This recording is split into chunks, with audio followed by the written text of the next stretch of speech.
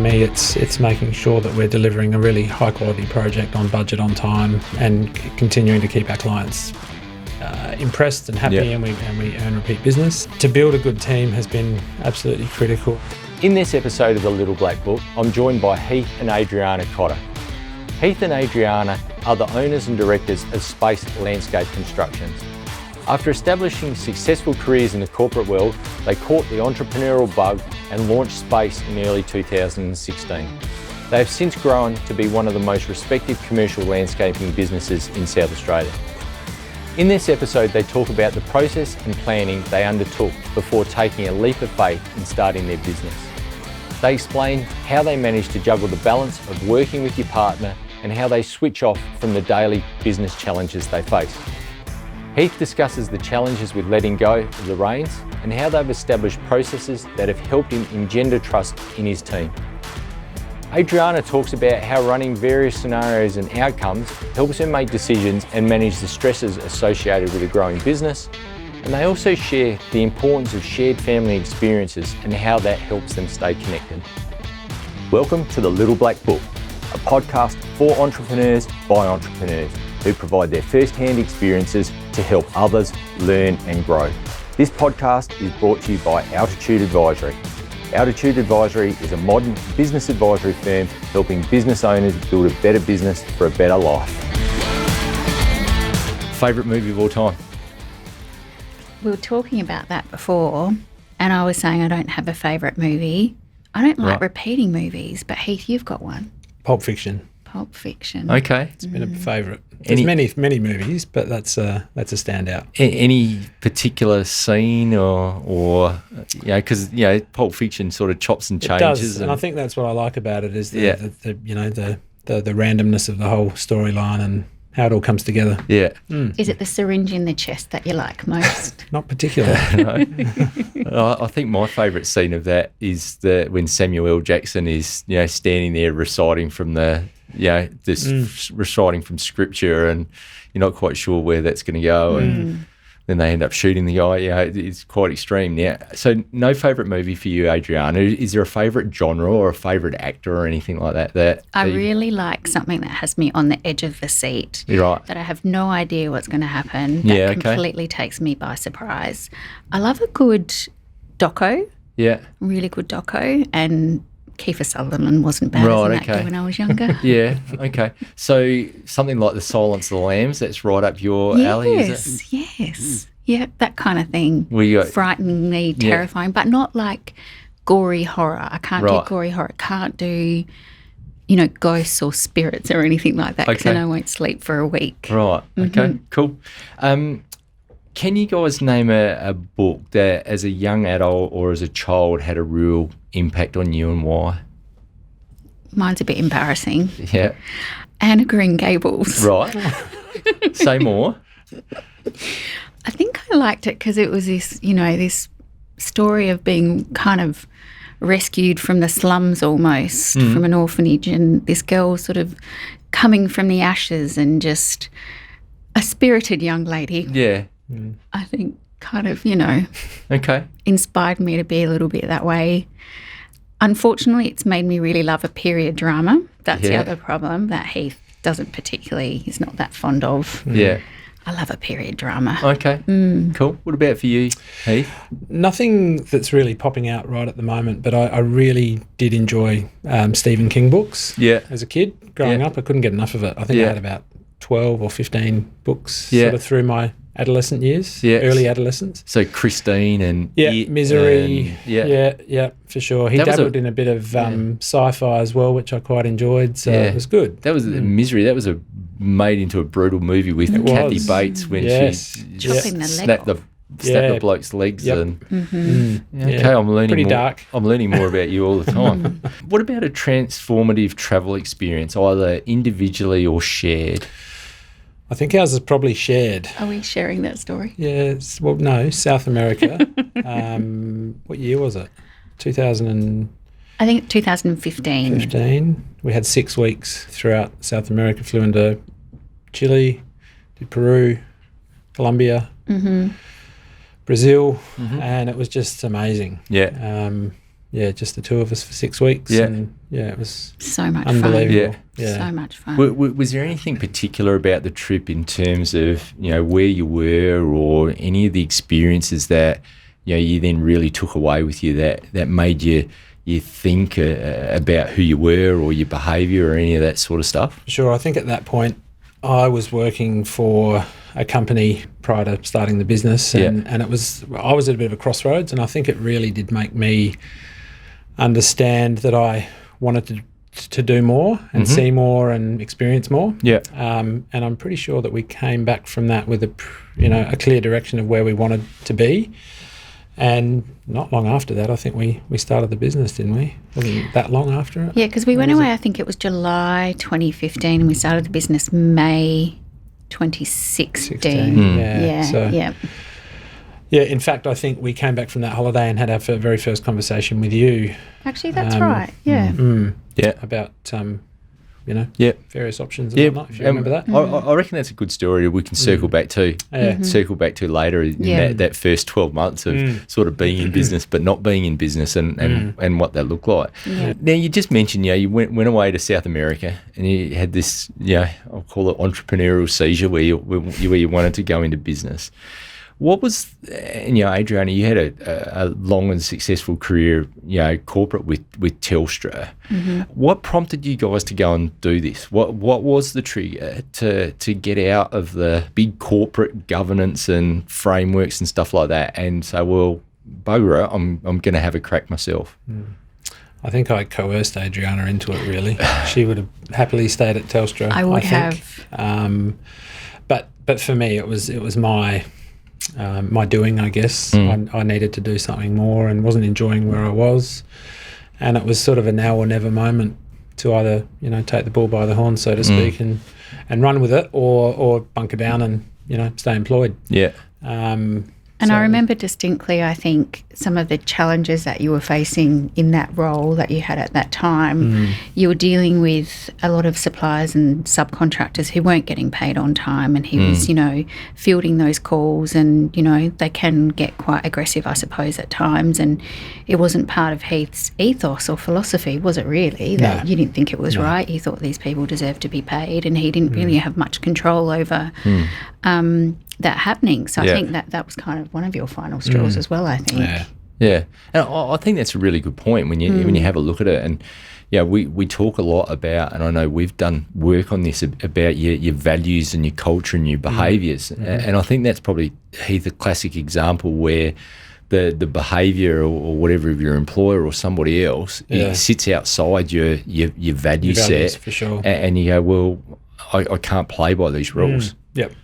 Yeah. Absolutely. So taking that then, how important has it been for you guys when you've started your own thing to really be clear on those values and set those values and have them part of your day-to-day frameworks and behaviour inside space landscapes? Well, I think that one about the payment is one that's pretty strong in our business. I think everyone in our business knows that, don't they? I think. And a lot of our suppliers and subcontractors sort of know us as one of those companies who do pay on time, unless there's, a query or a question or something along those lines. Of course, we won't always be on time. But I think that's one, and it gives our staff a lot of comfort too, because I think, we might not be perfect in every aspect of the way we do business, but I think we're trustworthy where that's concerned. So I think that gives them some faith, perhaps. Yeah. Now, I still remember when you guys first came and saw me. I'm glad you remember the dates. It's a while ago. Can you recall that initial meeting and what happened? I still remember the outcome of that. Can you remember what happened? I think from our perspective, there was a level of uncertainty about what the hell we wanted to do and how we were going to do it. And Paul Stewart, my stepbrother, sort of put us in contact with you and suggested that we have a chat, which we did. And I think that we came away from that meeting with more questions than answers. But it really gave us something to, think about and a bit of a clearer path of, okay, well, these are the things that we want to achieve, not just from a business perspective, but our own personal long-term life goals and why would we get into business? What's the purpose?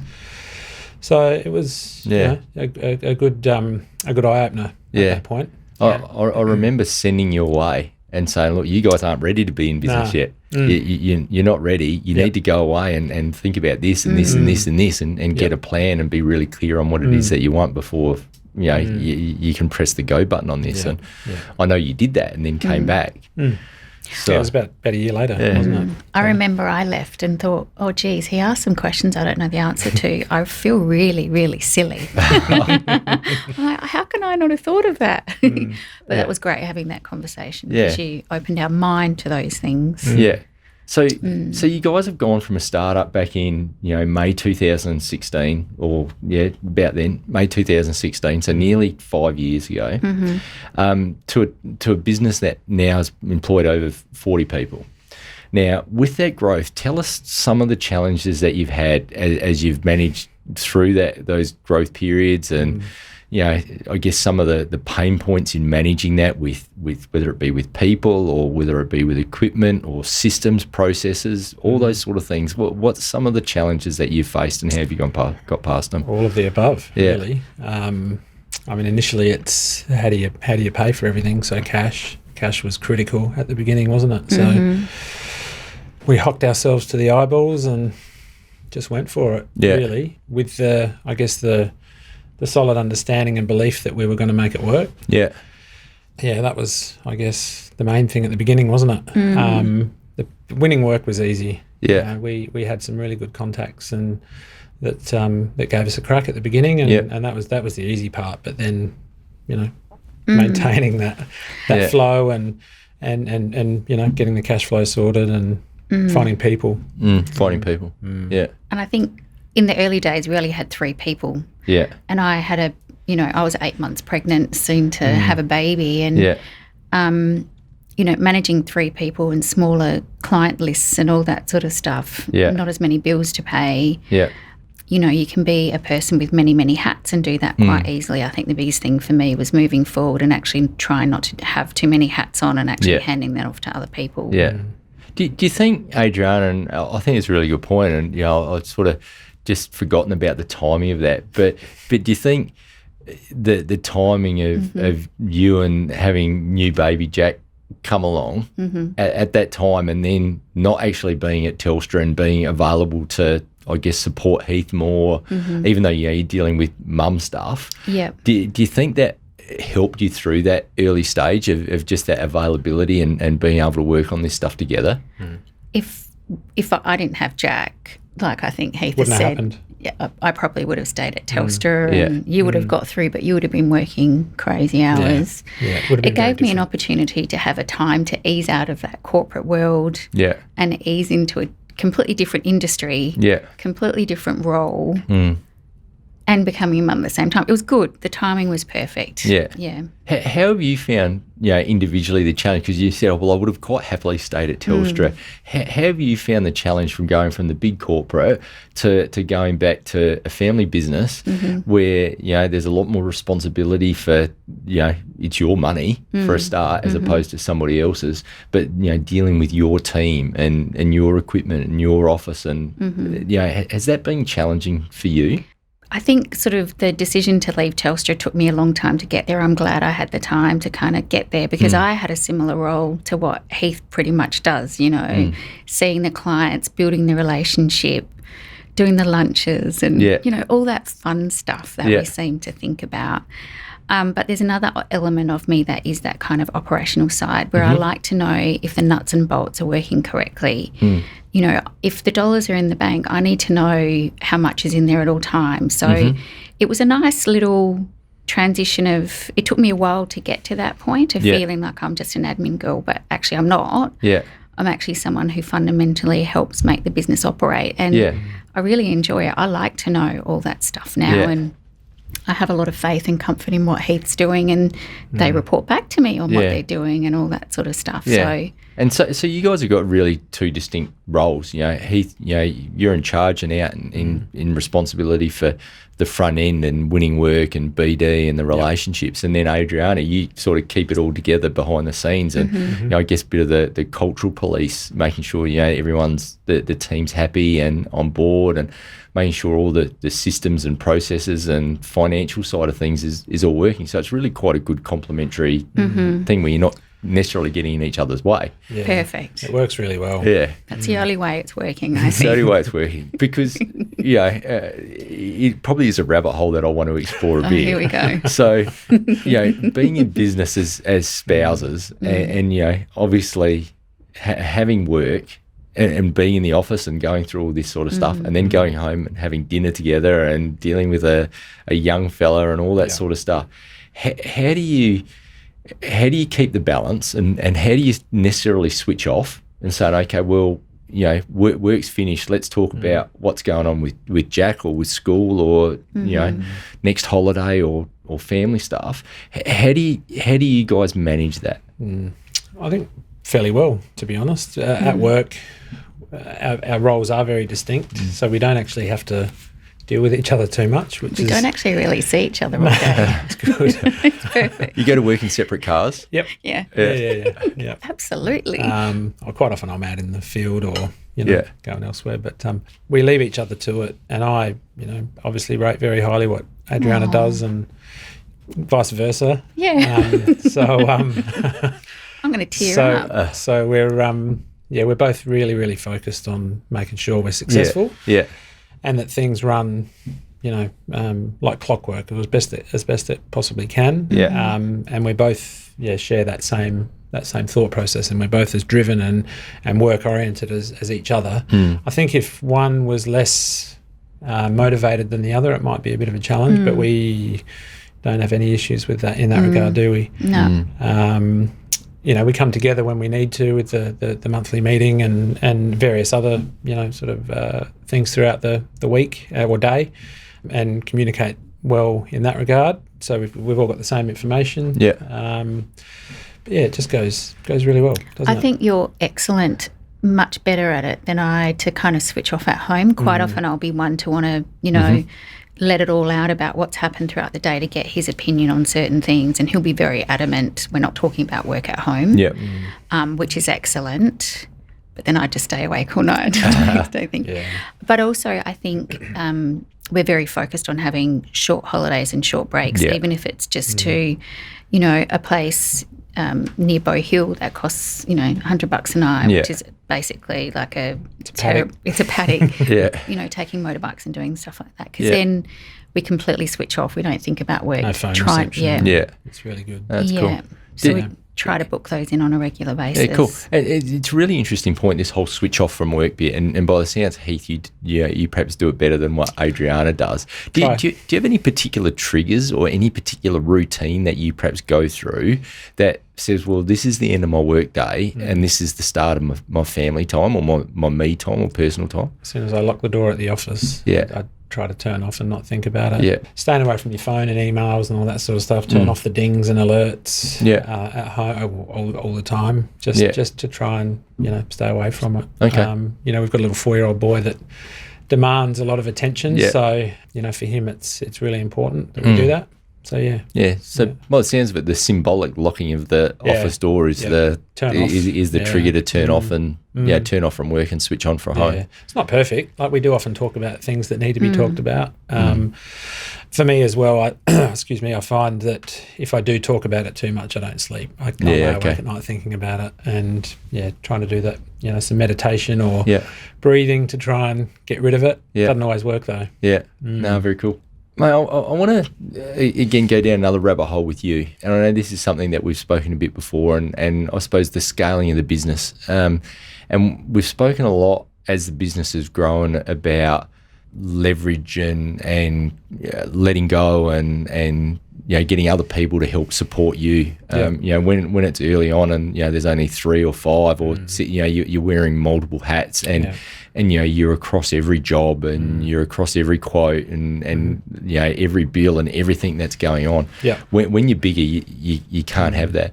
How have you found the transition and what have you done to I guess employ people, trust them, and be able to step away from the real nitty-gritty detail that you used to be across with everything?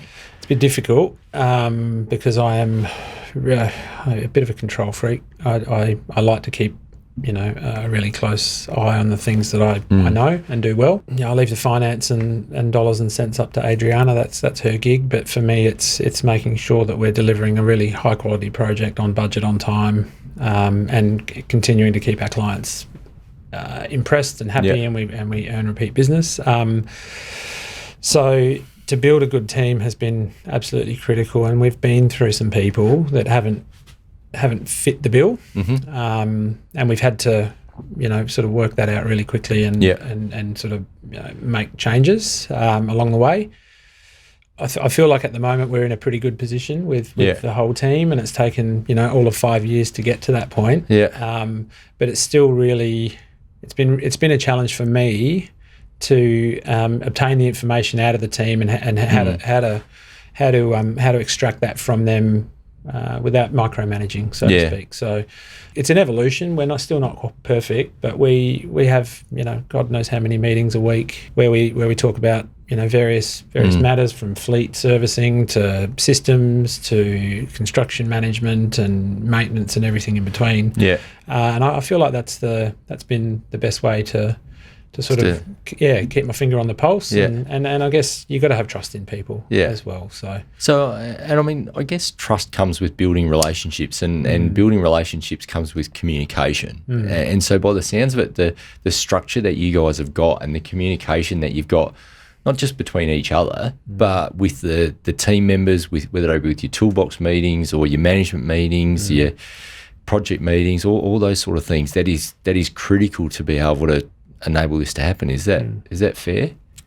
Yeah, I think it's an area for improvement for us. Quite honestly, I think we do a lot of our internal office stuff quite well.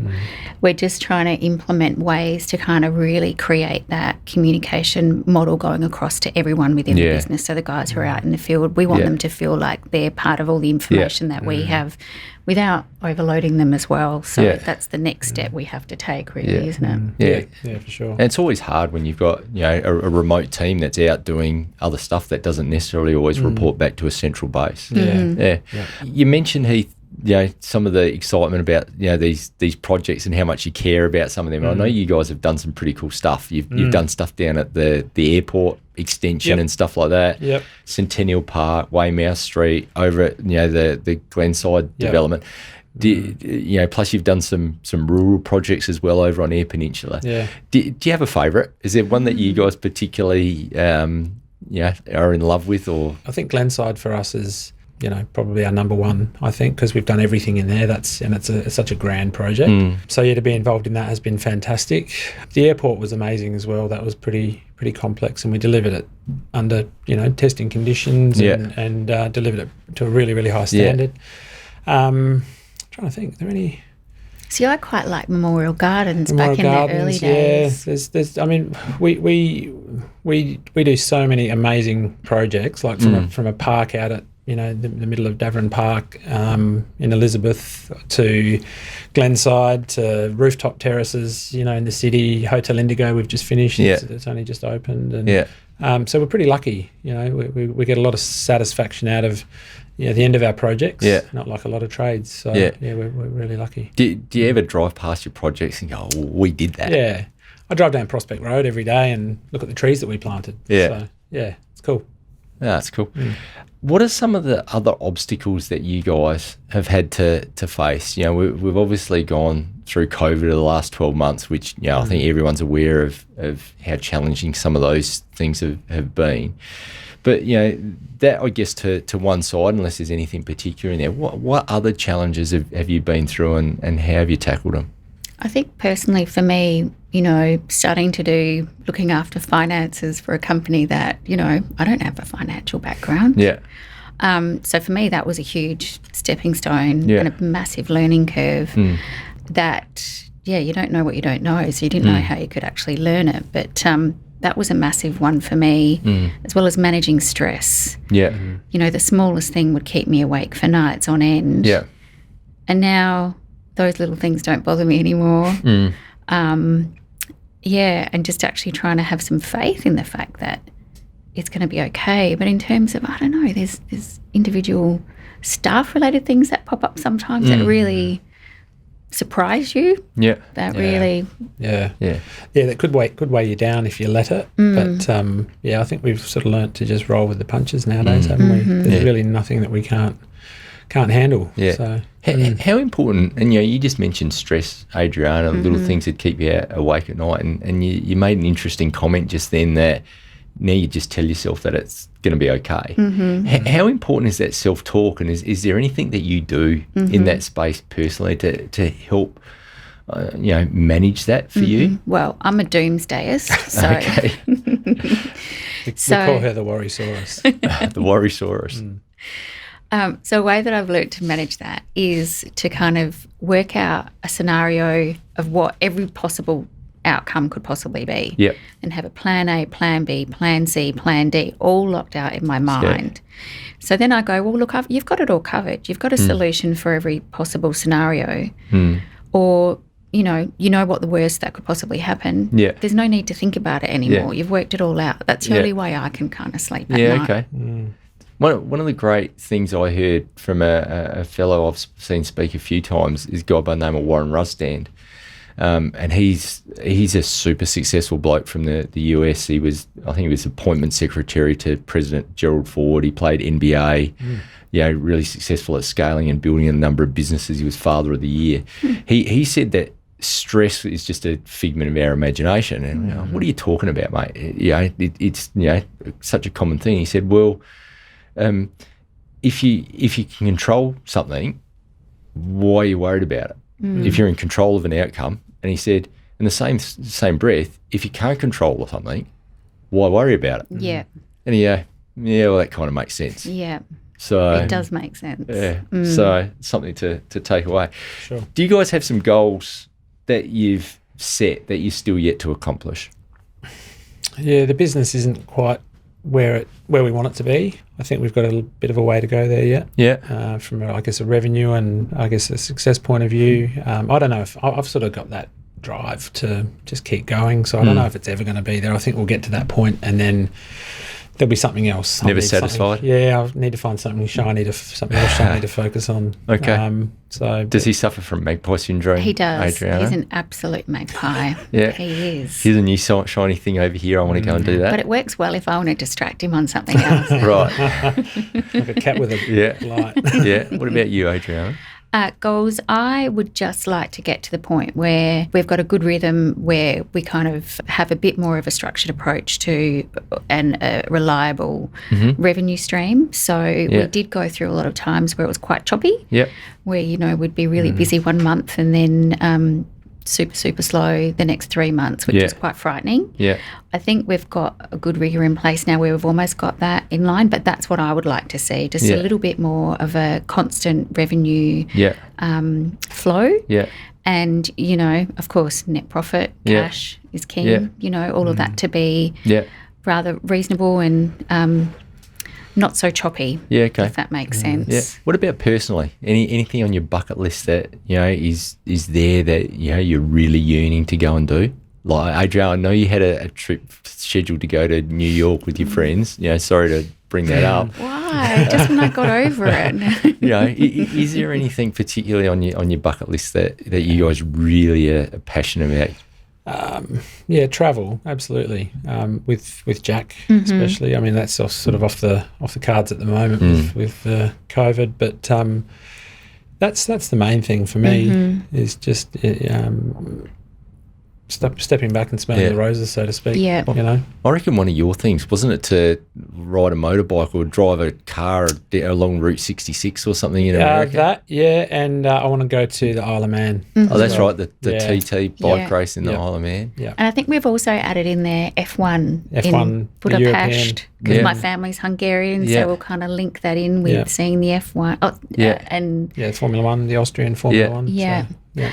But, COVID and the whole travel restrictions hasn't been a bad thing, because Heath was very big on doing all of this sort of stuff while Jack was quite young, and doing a 16-hour, 24-hour flight for me just really didn't excite me. Yeah.